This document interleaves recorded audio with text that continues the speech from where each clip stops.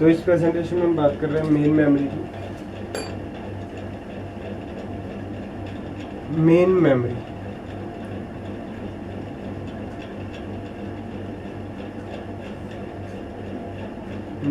Memory it is generally the control storage device of computer system. इधर ही हमारी generally सारी चीजें जाके स्टोर होती है। It is control storage device of computer system. It is control storage device of computer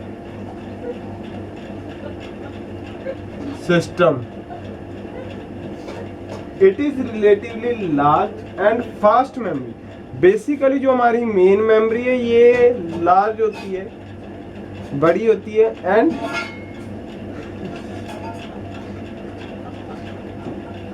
fast होती है। ठीक है, तो बेसिकली जो हमारी मेन मेमोरी है वो हमारी लार्ज होती है एंड फास्ट होती है। ठीक है जी, लार्ज तो होती है लेकिन फास्ट भी होती है। मैंने ये बात पहले भी बता चुका हूँ कि मेन मेमोरी जो हमारी वो लार्ज होती है एज एंड फास्ट भी होती है। Memory that is used to store data and program that are currently needed by CPU is my main memory.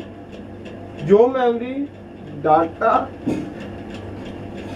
And program दोनों को स्टोर करती है वो होती है हमारी नीडेड बाय सीपीयू। तो बेसिकली क्या है, memory that is used to store data and program that are currently needed by CPU is my main memory. Generally जो मेन मेमोरी है, ये बाहर से कुछ आवाजें आ रही थी तो उससे डिस्टरबेंस होगी तो मैं थोड़ा डिस्ट्रैक्ट हो गया था, सॉरी उसके लिए। तो मेन मेमोरी जो है that consist of two things. ये होता है रैम एंड रोम। ठीक है, रैम जो होता है वो दो तरह का होता है, हम शुरू से ही पढ़ते आ रहे हैं, कोई ज़्यादा ऐसी खास बात है नहीं। D RAM and S RAM. और रोम में भी हम पढ़ते आ रहे हैं ई रोम, ई रोम, ई पी रोम या पी रोम, है ना, ये सारे हम पढ़ते आ रहे हैं। P ROM, E P ROM, E P ROM, ये सब हम पढ़ते आ रहे हैं, है ना। एक हमने फ्लैश मेमोरी भी पढ़ी थी। अगर फर्स्ट टर्म याद हो या फर्स्ट टर्म कह रहा हूँ मैं, फर्स्ट सेम याद हो, तो इसमें हमने ये सारी चीज़ें जनरली पढ़ी थी। ठीक है, तो यही सभी चीज़ें हमें वापस पढ़नी है, ज़्यादा कोई है नहीं, बस यही सब चीज़ें एक रिवीजन ही करना है, ज़्यादा कुछ हमने करना नहीं है ना। तो सबसे पहले हम बात करेंगे, जो वो हम करेंगे रैम की। रैम क्या है इसके बारे में हम बात करेंगे। तो चलो रैम की बात कर लेते थोड़ी।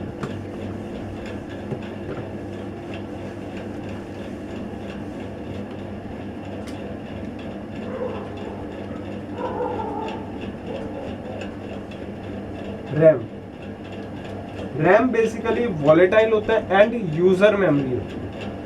हमने बड़ी बार सुना है, बहुत बार जाना है कि ये जो होते हैं वॉलेटाइल मेमोरी होती है। हर बार बोलते थे RAM is a volatile memory, कुछ और याद रहे ना रहे ये जरूर याद रहता है कि रैम हमारी क्या है, volatile memory and it's my user memory. User के हिसाब से ये काम करती है ना जी, ये मेरी एक तरह से यूजर मेमोरी। अब जो रैम है ये हमारी दो पार्ट्स में बटी है। एक है डी रैम एंड एक है एस रैम। ये दो पार्ट्स में हमारी जो है रैम बट गई।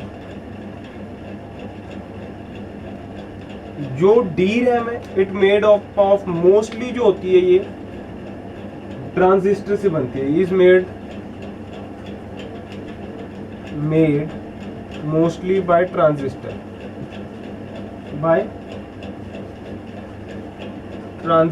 गेट्स। ओके, और जो वो है that is made by flip flop. ये मेड बाय लिख दूं, मेड बाय फ्लिप फ्लॉप, वो फ्लिप फ्लॉप से बनती है। ठीक है जी। डी रैम डायनामिक, मतलब it is a refreshing type memory. इसको बार बार हमें रिफ्रेश करना पड़ता है, अगेन एंड अगेन इसको हमें रिफ्रेश करना पड़ता है जिससे हमारा कंटेंट डिसअपियर ना हो। It is a refreshing type memory. ठीक है, it is refreshing type memory. ये हमारी एक तरह से रिफ्रेशिंग टाइप मेमोरी है। जो SRAM है वो basically low density high power expensive and fast memory है। ठीक है, low density high power expensive भी होती है SRAM, एक्सपेंसिव भी होती है, and it is my fast memory, ये फास्ट भी होती है। ठीक है, जो कंटेंट है DRAM का जो कंटेंट है that disappears in millisecond. ठीक है, मिली सेकेंड में डिसअपियर हो जाता है, तो इसलिए हमें इसका DRAM को जो है क्या करना पड़ता है, रिफ्रेश करना पड़ता है। ठीक है, तो content disappear in millisecond if we did not refresh again and again। ठीक है, जबकि the content of SRAM will last for ever, जितना टाइम मर्जी हम इसका कंटेंट स्टोर कर सकते हैं जब तक हमारी पावर लूज नहीं होती। याद रखना, RAM is a volatile memory. ये नहीं है कि पावर लूज होगी और SRAM की चीज़ें स्टोर रहेगी। जब तक पावर लूज नहीं होती इसका कंटेंट हमारे पास ही रहता है। Content will last for ever, content will last for ever until power loss, until bracket में लिख लेना, नहीं तो अंटिल पावर लॉस। ठीक है जी, तो ये हो गया SRAM एंड DRAM जो कि रैम के टाइप्स है।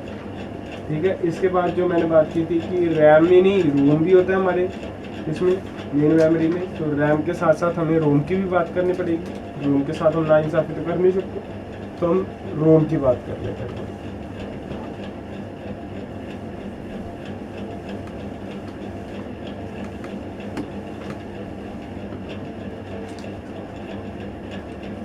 तो अब देखो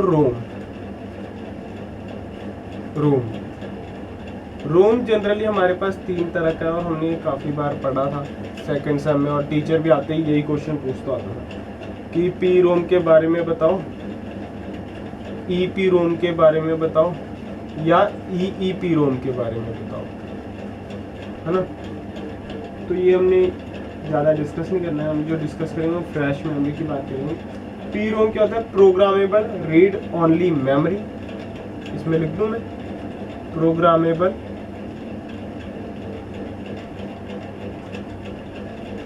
read only memory.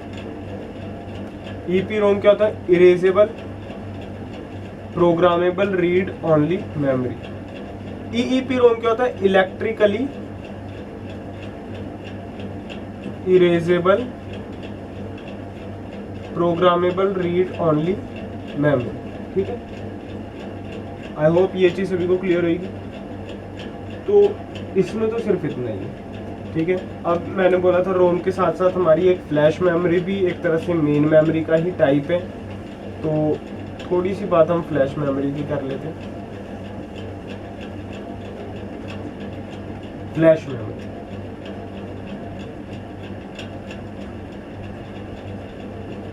Flash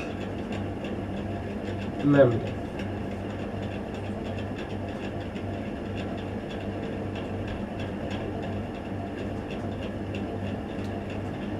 basically ये एक तरह से EEP रोम का ही टाइप है। This is the type of EEP रोम जो कि हमें मल्टीपल लोकेशन इरेज करने का एक ऑप्शन देते हैं बाय यूजिंग प्रोग्रामिंग ऑपरेशन। ठीक है, तो इट इज, अगर इंग्लिश में लिखना चाहते हो, डेफिनेशन लिखना चाहते हो लिख लो, चलो लिख ही देता हूँ मैं। It is the form of EEP रोम, ठीक है, दैट अलाउज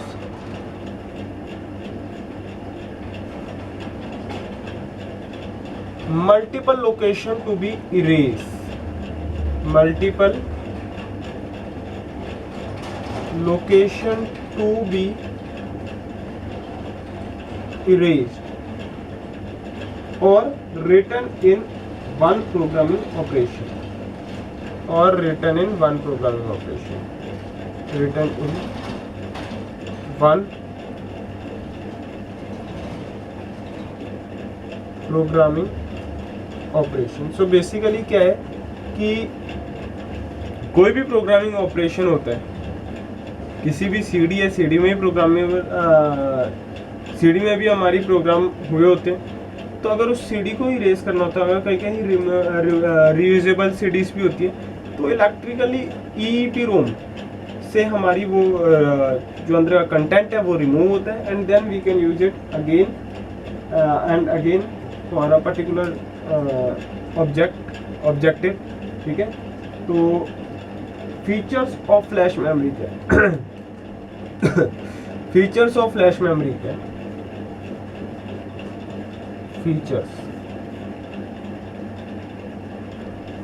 फीचर्स लिख लेना। पहला जो है दैट इज हाई डेंसिटी का होता है, high density. Second, read and right हम दोनों कर सकते हैं, read and right. Okay, non volatile होता है। नॉन वॉलेटाइल का मतलब समझते हो? डाटा जो इंडेफिनेटली पीरियड ऑफ टाइम तक स्टोर हो सकता है, अगर मेरी पावर लॉस भी हो जाएगी तो भी डाटा इसके अंदर स्टोर रहेगा। ठीक है, अब लिमिटेशंस की बात कर लेते हैं।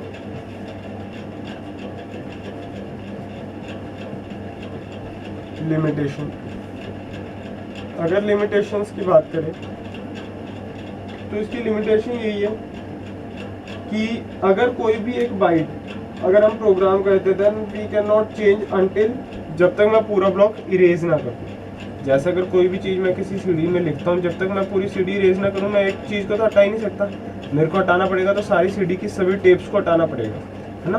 तो यही इसका लिमिटेशन है कि once a byte has been program it can not be change until the entire block is erased. वंस a byte has been programmed,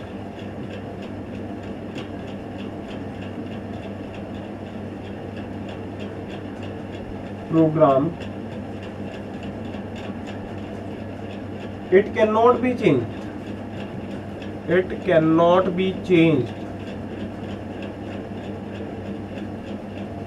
it cannot be changed until the entire block is erased, until the entire block is erased। ठीक है जी, that is my limitations of flash memory. ठीक है, तो flash memory, RAM, रोम, ये तीन चीज़ें जो है मेन मेमोरी के अंदर आती है।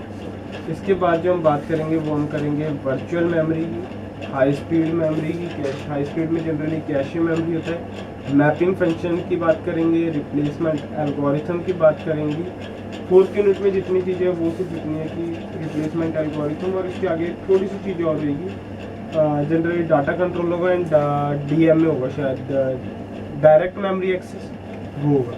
तो उनकी बात करेंगे, मेरे ख्याल से 6-7 प्रेजेंटेशन और बनेगी इसके बाद, तो उसमें हम सारा कंप्लीट कर देंगे। So that's all for this presentation. अगर किसी को कोई भी डाउट है, कोई समस्या है, कोई दिक्कत है, तो कमेंट सेक्शन पे मैसेज कर सकता है, या फिर यूट्यूब का एक नया फीचर है कि मैसेज कर सकते हैं पर्सनली, तो वो भी कर सकता है। And please like and follow our academy on Facebook also, @myks_academy के नाम से अगर आप सर्च करते हो तो आपको ये अकेडमी का पेज भी मिल जाएगा। तो that's all for this presentation. अगली प्रेजेंटेशन में जो हम बात करेंगे वो हम करेंगे वर्चुअल मेमोरी की। Thank you for this presentation. Thank you.